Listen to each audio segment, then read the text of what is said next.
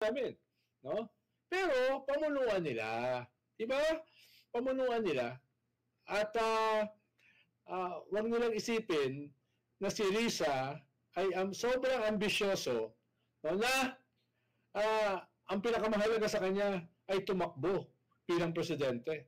No? Ang habol ni Risa ay magkaisa. Ang habol ni Risa ay huwag sumama sa mga Duterte. Ang habol ni Risa ay matalo si Sara. Kung sino makakagawa nun, susuportahan niya. Diba? Pero after ng midterm election, kailangan may tumayong leader. Sino ba ang gumawa kay Risa na leader ng Pink? Si Risa ba? Hindi. Si Lenny. Diba? Very public yun. Napanood mo yun, Atty. Enzo, na binigay niya yung leadership ng Pink kay Risa. Hindi si Risa ang kumuha nun o umagaw nun. Binigay sa kanya ni Lenny. Baka lang nakakalimutan ng mga iba dyan. Oo, actually nga, kahit dito sa issue ng na napansin mo ba yun na nagsabi si Villanueva, pwede daw na i-move sa August 4, hindi daw July 29. Oh, medyo doon, hati na nga si Kiko at si Bam ng stand doon, ha. Sabi ni Bam, ako okay lang ako kung August 4. Si Kiko naman, sabi ni Kiko, ay kailangang ipaliwanag. Bakit kailangan namin ng explanation yan? So medyo kailangan talaga maging tayo sa opposition eh. Sila Risa, sila Kiko, sila Bam, yung para mas malakas tayo. Kailangan may may iisang stand. Correct. Katulad ng itong Duterte, may stand sila na nagko-consolidate sila ng bloke nila para maging forced to contend with sila. Eh tayo sana, kung magkakasama sila Kiko at Bam at Risa, sana, forced to contend with. Considering yung magandang performance ng opposition nitong 2025 elections. Di ba? Kanya nga. Kaya ayaw natin masayang yun. Inuulit ko, pag nagsama-sama sila at magkaisa sila na ito yung leader natin, ito yung ating kandidato for 2028, kami ni Atty. Enzo ay susunod kung ano yung ipapagawa nila sa atin. Di ba, Atty.? Oo. At saka malay mo, Nal, malay mo, kung maipakita natin yung lakas natin ng oposisyon, yung totoong oposisyon tayo yon. Sila Lenny, sila Kiko, sila Bam. Yung iba pang mga progresibong grupo, tayo yung totoong oposisyon.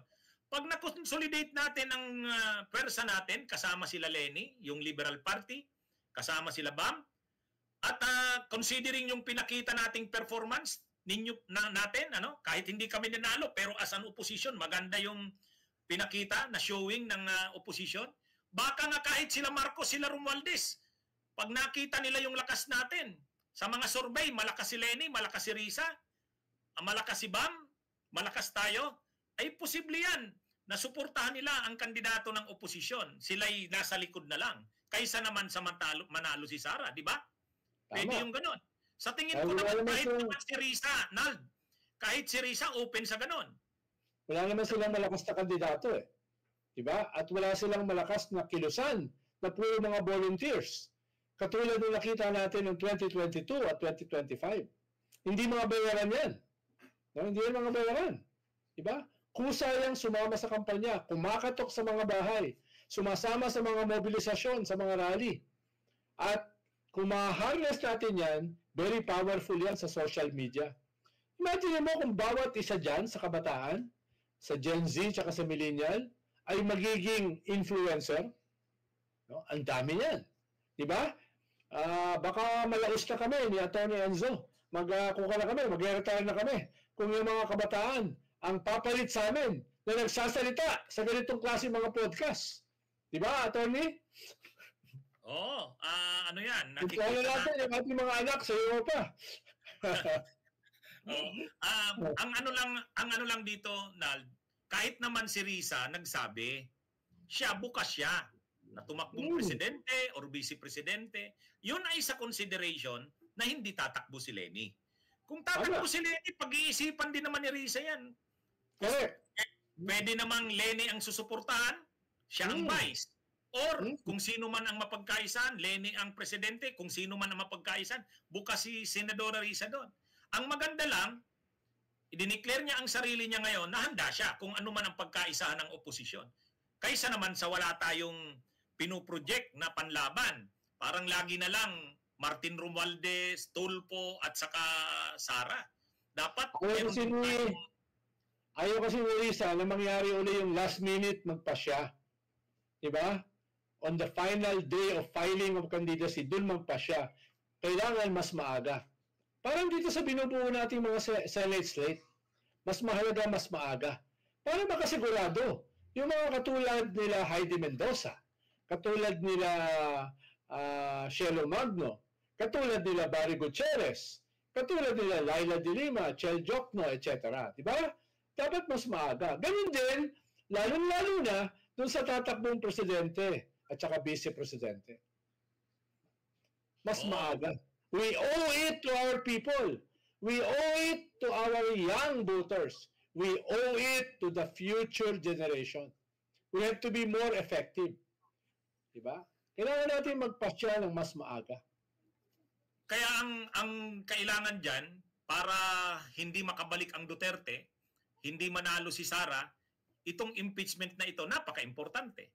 Kasi kung ma-convict si Sara dito sa impeachment trial na ito, at syempre kasabay niyan yung perpetual disqualification from holding public office, hindi na siya makakandidato. Kung mayroon man silang pwedeng pakandidatuhin, si Bongo, mas mahina yon kaysa kay Sara, sa tingin ko. Kaya ngayon, kung hindi matutuloy itong impeachment na ito, lalong actually, pag nalampasan ni Sara itong itong impeachment na to, lalakas siya. Lalakas siya. Yan ang dapat makita ng lahat ng mga puwersa. Marcos man yan or tayo. Kasi ito na yung pagkakataon na hindi lang kasi ito pagpapanagot. Siyempre, pagpapanagot ito sa mga ginawa ni Sarang Katiwalian, pang-aabuso.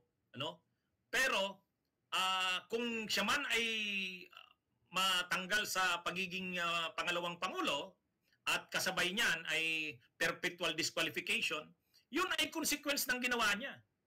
Hindi yun talaga yung main na objective natin. Ang main na objective natin ay pagpapanagot, accountability. Kaya kasi pag hindi natin to ginawa, alam mo, Nald, imaginein mo yung iniisip ng spokesperson ni Sara, si Attorney Ruth Castelo. Sabi niya, mas mabuting hindi matuloy ang impeachment trial kasi malaki ang matitipid ng gobyerno. Imaginein mo, okay, makakatipid ang gobyerno kasi wala nang gasto sa mga hearings na yan na gagawin sa trial na yan. Pero ano naman ang mensaheng maipaparating natin?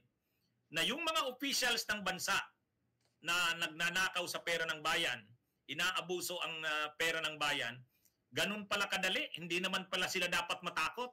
Kahit pa mga impeachable official sila, wala naman palang dapat ikatakot kasi wala ring silbi ang impeachment na yan na nakalagay sa konstitusyon. Ganun ang niyan. At malaki ang nawawala sa atin. Yun ang hindi naiisip nung spokesperson na yun. Kaya itong itong sinusulong nating impeachment, ito yung constitutional process o mechanism na nakalagay sa konstitusyon na paano natin papanagutin ang mga matataas na officials na tulad ng Vice President. Ngayon, kung ang maging resulta man yan ay matanggal siya at hindi na siya makatakbo, yan ang consequence nun.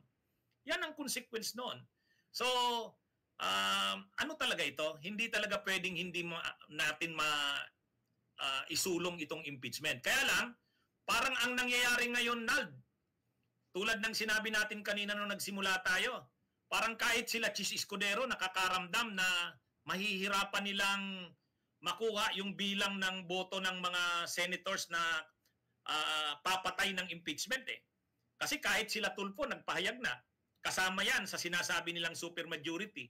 Kaya kahit yung mga pro-Duterte senators, parang nakikita nila hindi yata mapapatay ng Senado ang impeachment. Kaya siguro ang iniisip na nila, ito na lang Korte Suprema ang pumatay. So hindi na Senado, ito ng Korte Suprema. Ganun ba ang nakikita mo, Nald? Tama. Sana kahit 12 dito sa 15 justices ng Supreme Court ay appointed ni Digong ay mas mamayani sa kanila. Hindi yung utang na loob sa kanilang sa nag-appoint sa kanila. Dapat ang kanilang maisip ay yung utang na loob sa bayan. Yung utang na loob sa konstitusyon na sila ang main defender. Yung utang na loob sa susunod na henerasyon, sa susunod na salinlahi, na medyo kakasuklaman ng kanilang alaala kung sila ay, di ba, katotohanan. Kailangan lumabas yung ebidensya.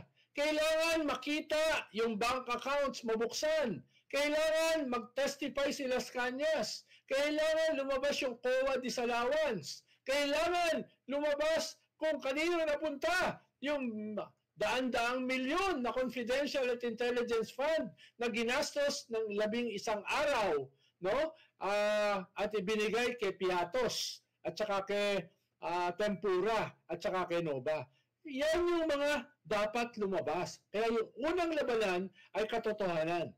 Yung ikalawa na mas mahalagang labanan ay kinabukasan.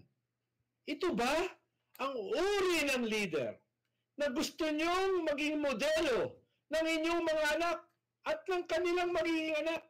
Ito ba ang uri ng leader na gusto nyo na humawak ng pinakamataas na kapangyarihan sa ating bansa?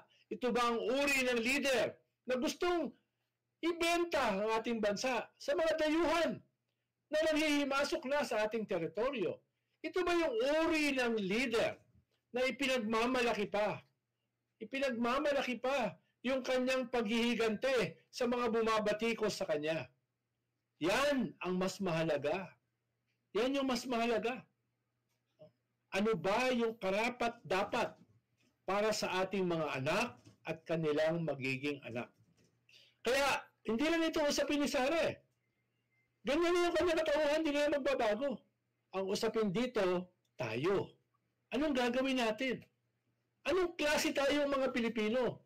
Anong klase tayo mga magulang? Anong klase tayo mga tao kung papayagan natin itong mangyari? Yun yung mahalaga. Bunyog, bunyog, halikan na kasama ka.